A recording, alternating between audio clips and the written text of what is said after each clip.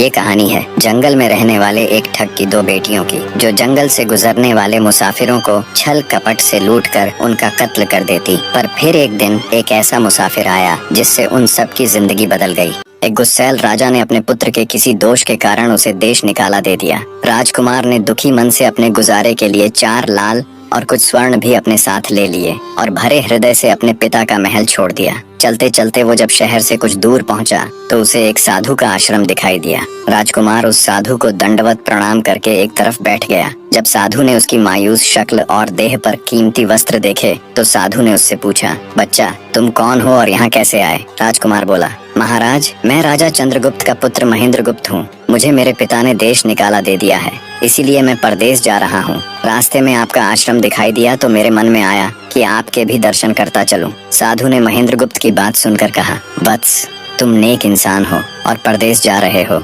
इसलिए मैं तुम्हें 4 बातें बताता हूँ। तुम उन बातों पर अमल करना। परदेश में ये बातें तुम्हारे अवश्य ही काम आएंगी। पहली यह कि परदेश में एक से भले 2 होते हैं। दूसरी यह कि परदेश में दूसरे के हाथ का बना खाना मत खाना। अगर खाना भी पड़े तो पहले किसी जानवर को खिला देना। तीसरी बात यह कि परदेश में किसी दूसरे की बिछाई हुई चारपाई पर मत सोना। अगर सोना भी हो तो पहले बिस्तर को अच्छी तरह झाड़ लेना। चौथी बात यह कि यदि कहीं शत्रुओं के फंदे में फंस जाओ तो जहाँ तक हो सके नरमी और ज्ञान की बातें सुनाकर अपना उद्देश्य प्राप्त करना। साधु ने कहा, मेरी ये 4 बातें हमेशा याद रखना। साधु की बातें सुन साधु को प्रणाम कर राजकुमार परदेश चल पड़ा। जब चलते चलते बहुत दिन बीत गए तो वह एक जंगल में पहुंचा। वहां उसने देखा कि एक चील एक कछुए के बच्चे को लेकर उड़ी जा रही है। संयोगवश बच्चा उस चील के पंजे से निकलकर गिर गया। महेंद्रगुप्त ने कछुए के तड़पते हुए बच्चे को देखा तो उसे बड़ी दया आई। उसने मन में सोचा कि इस बच्चे को पालना चाहिए। इस बच्चे को पालने से 2 बातें होंगी। पहली तो यह कि इस बच्चे के प्राण बच जाएंगे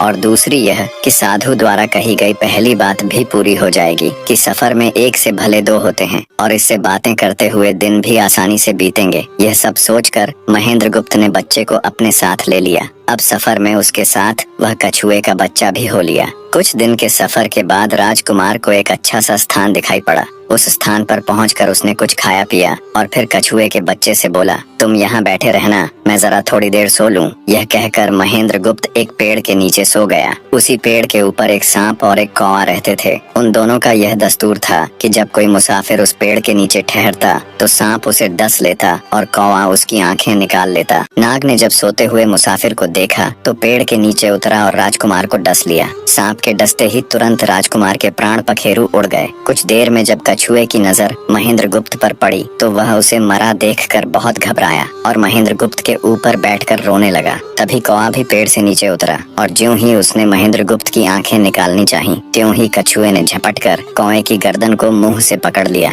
कौवे ने बहुत जोर लगाया मगर कछुए ने उसे नहीं छोड़ा। तब कौवे ने सांप को पुकारा। कौवे की आवाज सुनकर सांप आ गया। उसने बड़े जोर से कछुए की पीठ पर डंक मारा, परंतु कछुए ने अपना मुंह भीतर कर लिया। सांप ने कई बार कछुए की पीठ पर डंक मारा, किंतु हर बार कछुआ अपना मुंह अंदर कर लेता। जब सांप का कछुए पर बस नहीं चला तो उसने कछुए से प्रार्थना की कि तुम मेरे मित्र को छोड़ दो। यह सुनकर कछुआ बोला, नहीं, तूने मेरे मित्र को डसा है, अब मैं भी तेरे मित्र की जान लूंगा। तू मेरे मित्र को छोड़ दे तो मैं तेरे मित्र को जीवित कर दूंगा। यह कहकर सांप ने काटी हुई जगह पर मुंह रखकर महेंद्रगुप्त के शरीर से विष खींच लिया और बोला, अब तो मेरे मित्र को छोड़ दे। कछुए ने जब राजकुमार को देखा कि उसे थोड़ा होश आ रहा है और उसका जहर उतर रहा है तो उसने कौवे को छोड़ दिया। जब महेंद्रगुप्त को होश आया तब कछुए ने उसे सांप के डसने का सारा हाल सुनाया। कछुए की बात सुनकर तुरंत महेंद्रगुप्त के मन में साधु की बताई पहली बात खटकी। सोचा, साधु की एक बात तो काम आई कि एक से भले 2 होते हैं। मन ही मन उसने साधु को धन्यवाद दिया और आगे बढ़ चला। चलते चलते कुछ दिनों के बाद जब वे समुद्र के किनारे जा पहुँचे तब कछुए के बच्चे ने कहा, मित्र मेरा देश आ गया है, यदि तुम कहो तो मैं अपने माता पिता से मिलाऊं। उनसे बिछड़े बहुत दिन हो गए हैं, वे बहुत दुखी होंगे। महेंद्रगुप्त ने उसे जाने की आज्ञा दे दी और स्वयं रात को वहीं समुद्र के किनारे उस जंगल में ठहर गया। जिस जंगल में राजकुमार ठहरा हुआ था उसी जंगल में वहाँ से कुछ दूर ही एक ठग का परिवार रहता था। ठग के 2 लड़कियाँ और 4 बेटे थे। उसकी बड़ी बेटी ज्योतिष विद्या जानती थी। जब भी कोई राहगीर, कोई यात्री उस जंगल से गुजरता और उसके पास कुछ कीमती होता तो ठग की बड़ी बेटी अपनी विद्या से जान लेती थी। आज फिर से उसे बहुत दिनों बाद बहुत से खजाने की महक आई। उसने अपने पिता से कहा, ऐसा प्रतीत होता है कि इस जंगल में एक पथिक आया हुआ है। उस पथिक के पास 4 लाल हैं। यदि तुम लोग उस पथिक को यहाँ ले आओ तो उससे लाल लेना मेरा काम है। यदि वे लाल हमको मिल जाएं तो हम जन्म भर के लिए निहाल हो जाएंगे, परंतु उस पथिक को मारना मत, उसे जीवित ही पकड़ लाओ। ठग अपने बेटों के साथ तुरंत उसकी तलाश में निकल पड़ा। वे थोड़ी ही दूर चले होंगे कि उन्होंने देखा एक आदमी एक पेड़ के नीचे सो रहा है। उसे देखकर उन्होंने सोचा कि यह वही पथिक हो सकता है जिसके पास लाल हैं। वे उसे पकड़कर ले गए और अपनी बड़ी बेटी के हवाले करके बोले, इससे लाल निकलवाना अब तेरा काम है। ठग की बड़ी बेटी ने पूरे आश्वासन के साथ कहा, तुम लोग चिंता मत करो, मैं इससे लाल निकलवा लूंगी।